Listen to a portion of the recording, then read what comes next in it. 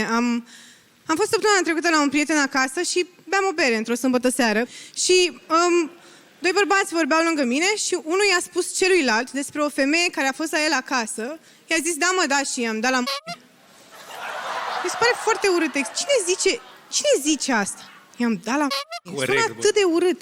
Sună atât de urât și dacă stai să te gândești un pic, să analizezi ce spui, e ca și cum ai ajuns cu o femeie în situația respectivă și ai zis, ia această era pentru tine, am uitat complet, chiar am uitat să-ți dau. Bă, nu, mersi mult, eu nu iau nu e genul meu, chiar nu vreau. Mă, te rog, e mult, e de țară, e bio, e chiar păcat.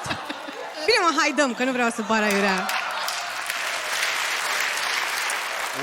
Ce puternic a intrat în subiect. Fată, am fost cu tipul ăsta seara în oraș. A fost super marfă, am fost și la film. Da, m-a scos și la masă, mi-a dat și chiar mi-a dat. Adică nu e genul zgârcit sau ceva. Nu cred că mai are, că mi-a dat-o pe toată, dar dacă vrei poți să întrebi.